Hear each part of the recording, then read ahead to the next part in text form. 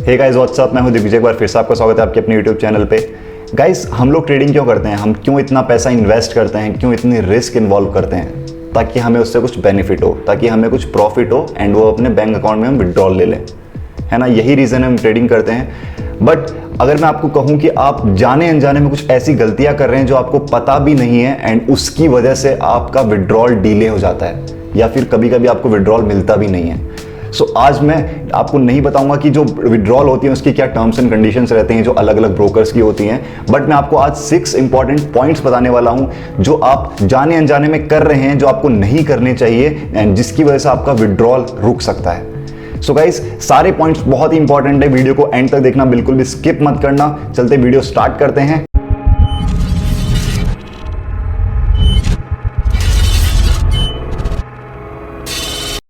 First point, जो आपकी trading ID है जिससे आप ट्रेड करते हैं, वो आप मल्टीपल सिस्टम्स में या फिर मल्टीपल जो हैंडसेट्स रहते हैं उसके अंदर आपको लॉगिन नहीं करनी है। मतलब आपका जो एक हैंडसेट है उसके अंदर आप ट्रेड करते हैं, उस आईडी को दूसरे मोबाइल के अंदर आपको लॉगिन नहीं करनी या फिर दूसरे सिस्टम में आपको लॉगिन नहीं करनी है। इससे आपका होता क्या है, जो आपका अकाउंट है वो सस्पिशियस एक्टिविटीज में आ जाता है एंड उसके बाद में आपका विड्रॉल डिले हो जाता है, फिर कभी कभी आपको मिलता भी नहीं है। सेकेंड पॉइंट, जो आपकी ट्रेडिंग आईडी है, आप कभी कभी ज्यादा प्रॉफिट करने के लिए मल्टीपल आईडीज बना लेते हैं। मतलब 3-4 ट्रेडिंग आईडीज बना लेते हैं, अलग अलग ब्रोकर्स की या फिर सेम ब्रोकर्स की भी।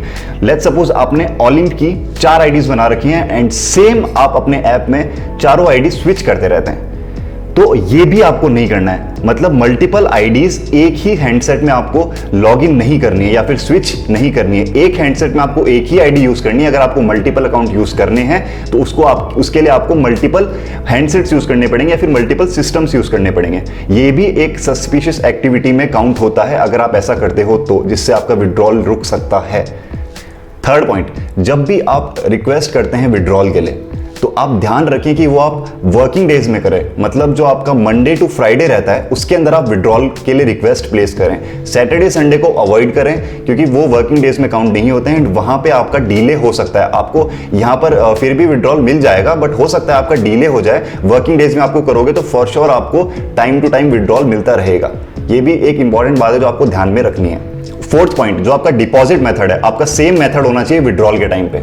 लेट्स सपोज आपने यूपीआई मेथड से डिपॉजिट किया है तो आपको यूपीआई मेथड से ही विड्रॉल लेना है। अगर आपने नेट बैंकिंग से डिपॉजिट किया है तो आपको नेट बैंकिंग से ही विड्रॉल लेना है। सो ये हो गया डिपॉजिट। एंड जो आपका प्रॉफिट रहता है, जो आपकी डिपॉजिट से ऊपर जो आपका प्रॉफिट रहता है, उसके लिए आप ई वॉलेट्स यूज कर सकते हैं जैसे स्क्रिल।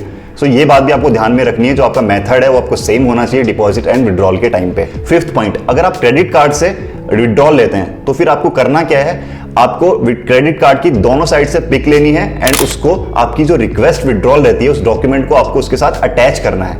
एंड जो आपके क्रेडिट कार्ड के लास्ट 4 डिजिट्स रहते हैं वो आपकी क्लियरली विजिबल होने चाहिए, बिल्कुल भी ब्लर्ड नहीं होने चाहिए। तो अगर आप क्रेडिट कार्ड से विड्रॉल लेते हैं तो आपको ये बात ध्यान में रखनी जरूरी है। Now 6 and the last point, अगर आप बड़ी अमाउंट का विड्रॉल लेते हैं तो आप उसको पार्ट्स में डिवाइड कर लीजिए। आप एक साथ बड़ी अमाउंट का विड्रॉल मत लीजिए। लेट्स सपोज आपको $1000 का विड्रॉल लेना है तो आप उसको 250 के 4 पार्ट्स में डिवाइड कर लीजिए एंड 4 रिक्वेस्ट प्लेस कीजिए। बड़ी अमाउंट के विड्रॉल्स में कभी कभी डिले हो जाता है, टाइम लग जाता है, इसीलिए आपको इस चीज का भी ध्यान रखना है। सो गाइज, ये थे वो 6 इंपॉर्टेंट पॉइंट्स या फिर मैं कहूं गलतियां जो आपको ध्यान में रखनी है एंड इस वीडियो के बाद तो एटलीस्ट आपको नहीं करनी है, जिससे आपका विड्रॉल बहुत ही इजीली प्रोसेस हो जाएगा। सो गाइज, ये जो क्वेरी थी ये मेरे को इंस्टाग्राम पे किसी ने पूछी थी, इसीलिए आपको मैं बता रहा हूं कितना इंपॉर्टेंट है आपको मेरे साथ इंस्टाग्राम और टेलीग्राम पे कनेक्ट होना, जिसमें आपको छोटी से छोटी बात, मैं सारी बातें यहाँ पर यूट्यूब पर आपको नहीं बता सकता, इसलिए आप मेरे साथ जल्दी से कनेक्ट होइए इंस्टाग्राम और टेलीग्राम पे। लिंक आपको डिस्क्रिप्शन में मिल जाएगा। एंड गाइज, आने वाले टाइम में एक वीडियो बनाने वाला हूं जिसके अंदर मैं आपको बताऊंगा कि कौन सा ब्रोकर सबसे इजीली विड्रॉल प्रोसेस करता है एंड जहां पर विड्रॉल रिलेटेड इश्यूज बहुत ही कम है या फिर मैं कहूं नेग्लिजिबल है। इसीलिए चैनल के साथ जुड़े रहिए एंड अगर आपने अभी तक चैनल को सब्सक्राइब नहीं करा है तो अभी के भी जाकर सब्सक्राइब कीजिए, बेल आइकन जरूर दबा देना ताकि आपको आने वाली वीडियोस की नोटिफिकेशंस मिल जाए। एंड अगर आपने अभी तक इस वीडियो को लाइक नहीं करा है तो लाइक करो, कमेंट करो एंड शेयर करो। एंड अभी के लिए सिर्फ इतना ही, मिलते हैं हमारी नेक्स्ट वीडियो में।